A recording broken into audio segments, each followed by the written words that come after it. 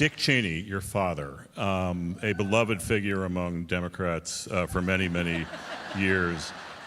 Do you, if you know who he will be supporting or who he'll be voting for, do you care to share with us who he might be voting for? Dick Cheney will be voting for Kamala Harris. Okay. Wow. Words I never expected to hear. Yeah. You know, if you think about the moment that we're in, and you think about how serious this moment is. You know, my dad believes, and he's said publicly, that there's never been an individual in our country who is as grave a threat to our democracy as Donald Trump is. And that's the moment that we're facing. Former Republican Congresswoman, staunch Trump critic Liz Cheney, making that news earlier today in Texas that her father, the very Republican, very conservative vice president, 2 terms, is going to vote for progressive Democrat Kamala Harris. I'm back with my panel. Joining us is former Trump White House Communications Director Alyssa Farah Griffin, who is a Trump critic as well. Your reaction? Listen, I'm not surprised. Liz Cheney is someone who put her career on the line to do what was right. She has been a vocal critic of the former president since January 6th, and she's endorsed Democrats before. She supported Abigail Spanberger, Alyssa Slotkin. I think this is noteworthy. We've talked a lot this election about the so-called Nikki Haley voters, this roughly 20% That's like you. of primary voters who turned out to vote against Trump in the primary and even kept voting after Nikki Haley was out of the race.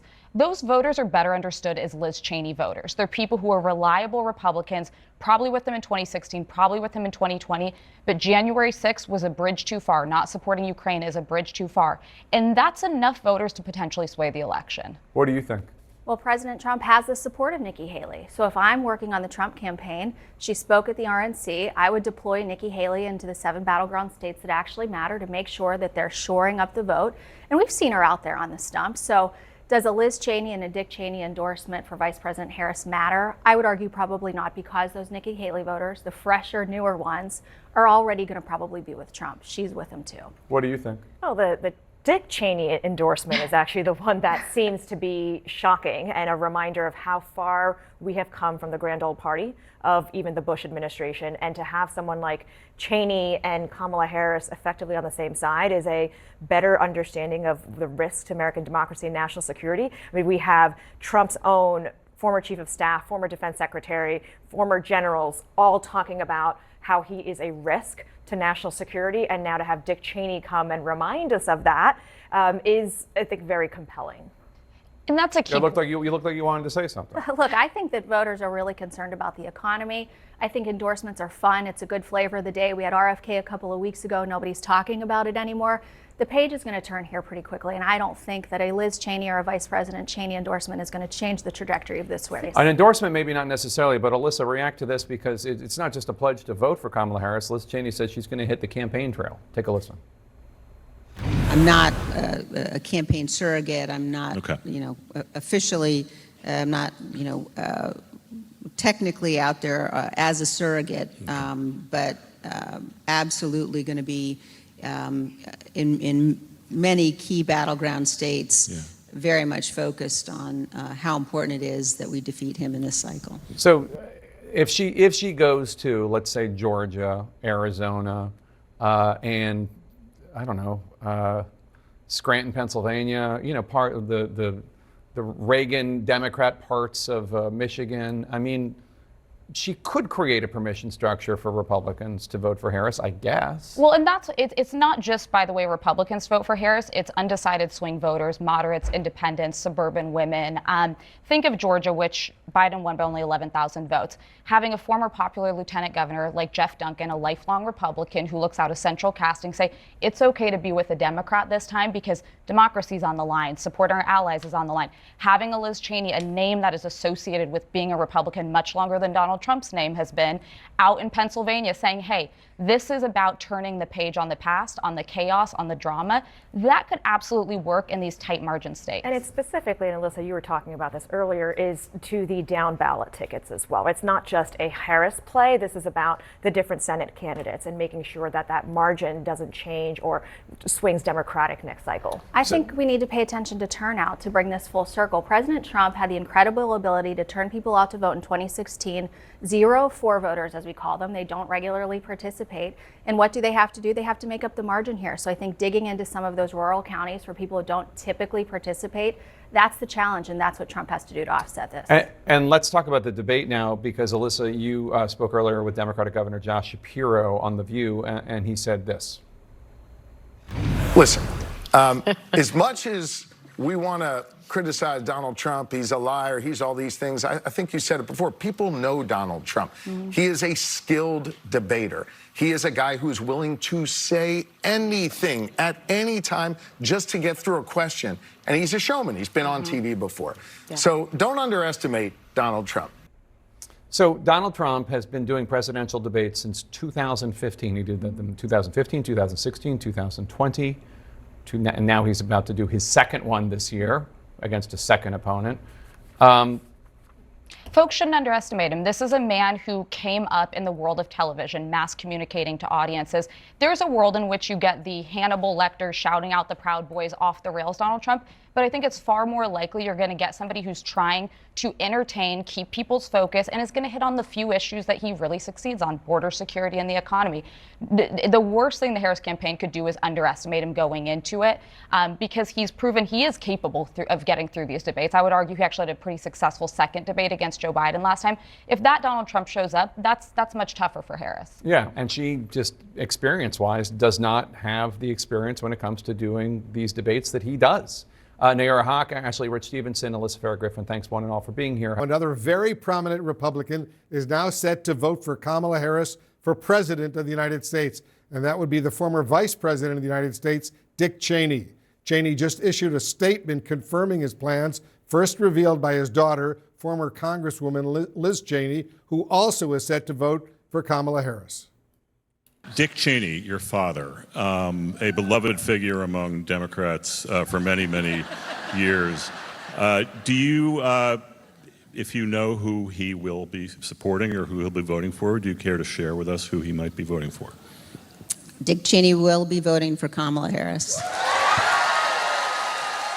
My dad believes, and he's said publicly, that there's never been an individual in our country who is as grave a threat to our democracy as Donald Trump is. Our political experts are here with their reaction. And John King, you and I have covered Dick Cheney for a long time. We know him well. How significant is this? Well, it's a huge deal. That does not mean it will have a huge impact, in the sense that Donald Trump has changed the Republican Party, and he has spent his time as the leader of the Republican Party running against people like Dick Cheney, like the Bush family, like Liz Cheney, especially because of her role in the January 6th committee. So is it going to have a huge impact? Is the 33, 34% of the Republicans who are firmly committed Trump base, are they going to say, oh, let me think about this again? No. However, we're in an election that is going to be decided again by 40,000 people in Wisconsin and 150,000 people in Michigan and 80,000 or so people in Pennsylvania. Maybe it's 11,000 votes in Georgia, 10,000 votes in Arizona. And so anyone listening to Liz Cheney or Dick Cheney, there are a lot of, in my travels, there are a lot of Reagan Republicans who are most uncomfortable with Donald Trump as the leader of their party. They might like their taxes cut. They might think he'll close the border, but they don't like his character. They think he's toxic. They think his tone is mean. They think he doesn't treat people fairly. So you don't have to have a huge impact. If Liz Cheney and Dick Cheney can move a couple hundred votes there, and then somebody else moves, this election will be decided on the margin. So it's not going to cause this groundswell, but it could have an impact in the suburbs and with Reagan Republicans who just get queasy when they see Donald Trump. And Dick Cheney has just released a formal statement, a public statement, explaining why he's decided to do this, John. Let me read a little bit of that statement. In our nation, this is Dick Cheney, in our nation's 248-year history, there has never been an individual who is a greater threat to our republic than Donald Trump. He tried to steal the last election using lies and violence to keep himself in power after the voters had rejected him. He can never be trusted with power again. As citizens, we each have a duty to put country above partisanship, to defend our Constitution.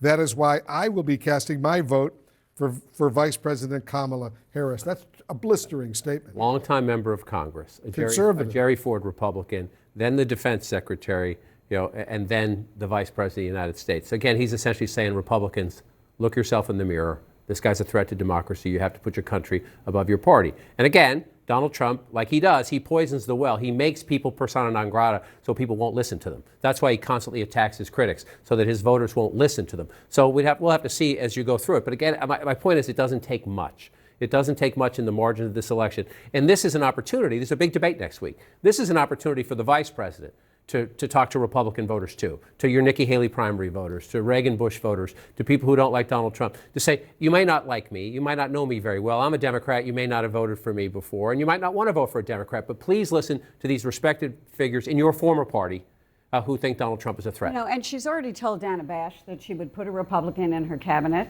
So she's trying to talk to these people who may be undecided and on the fence. And while Dick Cheney isn't going to cause any kind of a groundswell, Liz Cheney isn't going to cause any kind of a groundswell. She's joining other Republicans.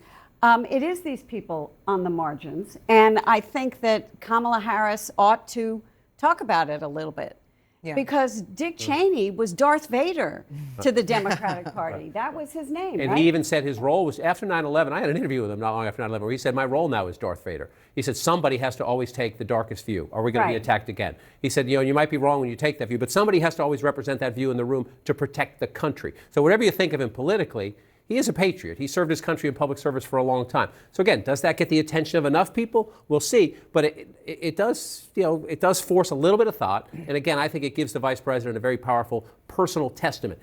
Listen to Dick Cheney. Listen to Liz Cheney. Even if you have a hard time listening to a Democrat like very, me. very powerful. It's not George. It's not George W. Bush doing it. But can I just it is add to Cheney. it's not just Dick Cheney and Liz Cheney. It's also 40 plus people that served in the Trump administration. Right. Some of those the closest to the former president, even as national security advisors. Others that are saying he should be nowhere near the Resolute desk in the Oval Office. I mean, I think what this also puts a spotlight on, Liz Cheney's done effectively, which is highlight the silence of Republicans. How can you call yourself a patriot and defend 4 indictments about the most egregious offenses against American democracy? How can you do that? She also put a spotlight on the fact that Republicans know that Trump is reprehensible, but they're not doing anything about it. They're not going to go out in public and reprehend him. And what they continue to do is mislead the public. This is not in their self-interest right now. They believe. All right, guys, hold on a second. Scott But Jennings. what about the country? Scott Jennings is with us as well. Scott, does Dick Cheney's decision to vote for Kamala Harris give a permission slip to other Republicans out there who may be on the fence right now about Trump? Does it give them a permission slip to go ahead and vote for Kamala Harris?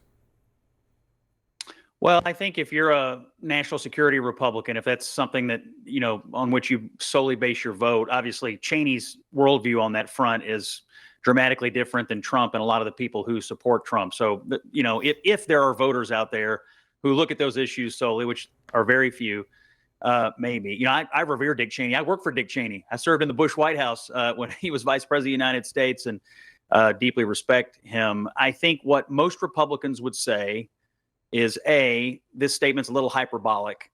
B, that there is as much to fear of a policy future under Kamala Harris and possibly Democratic control of the Senate as there is to fear from what you're mad about that Donald Trump has done in the past. And so my suspicion is most Republicans are going to say, I'm just not prepared to turn the country over to people who previously served for the last 20 years, called you a war criminal. I don't want to turn the country over to them because I fear them jerking the country to the left. So I think a lot of people in Washington will take note of this. Will working class people in Pennsylvania take note of it? Yeah, but let's not forget Dick Cheney said there has never been an individual who is a greater threat to our republic than Donald Trump. Those were his words, Dick Cheney. The breaking news, another big Republican name backing Kamala Harris tonight. That's the former Vice President Dick Cheney, who says he will vote for Vice President Kamala Harris. A statement was just released from Dick Cheney in which he writes, in our nation's 248-year history, there has never been an individual who is a greater threat to our republic than Donald Trump. He tried to steal the last election using lies and violence. He can never be trusted with power again. As citizens, we each have a duty to put country above partisanship to defend our Constitution. And that is why I will be casting my vote for Vice President Kamala Harris. Obviously, Dick Cheney I mean, was someone who was reviled by the left, reviled. I mean, he served as George W. Bush's vice president, George H.W. Bush's defense secretary, Gerald Ford's chief of staff, 10 years as a Republican congressman, instrumental to the Iraq War. And even as Harris is hunkering down for debate prep in Pittsburgh tonight, she is on the airwaves, not directly capitalizing on this moment, but going after Trump aggressively so. In an interview on Univision Radio, which reaches 18 million people, she said this.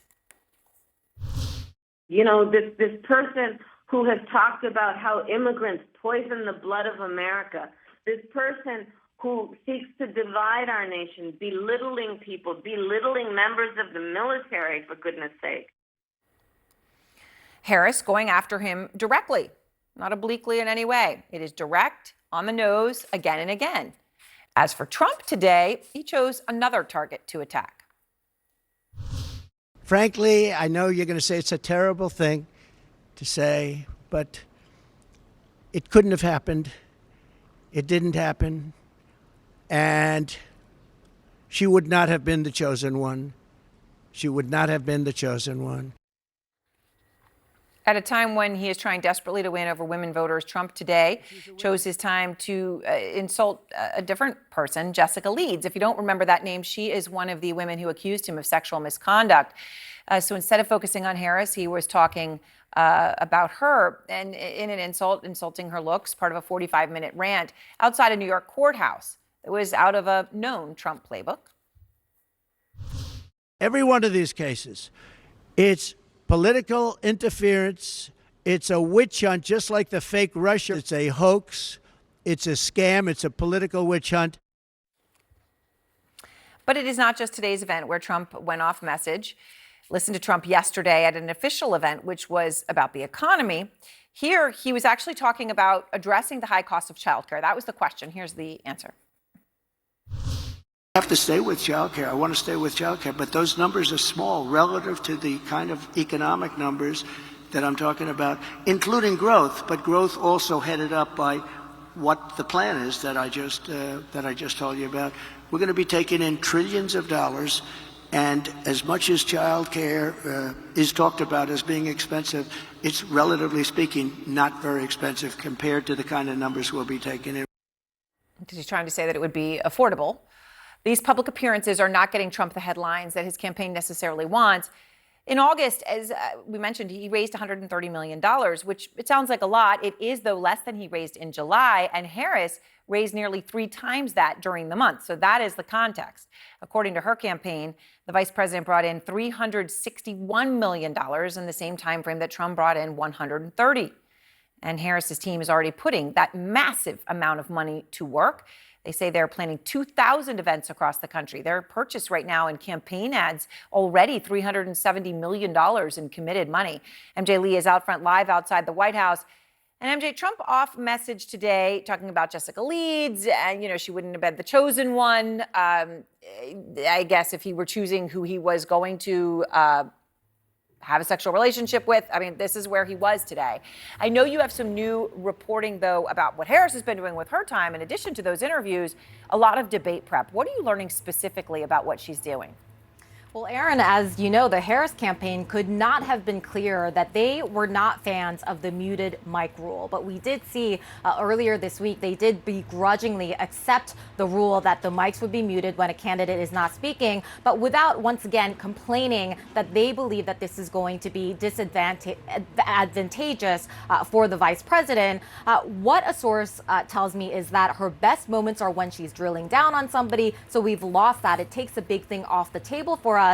So now, as the vice president, as you said, is hunkering down in Pittsburgh for the next stretch of days to really focus on debate prep, I am told by this source that a big mission for that team is going to be figuring out how to remedy for the fact that her mic is going to be muted. When you talk to Harris allies, they will often point to moments in committee hearings, when she was senator, when she would grill people like Brett Kavanaugh, like Bill Barr, and really showing that prosecutorial side of her. And And this is exactly what they had hoped the vice president would be able to do on the debate stage with Donald Trump.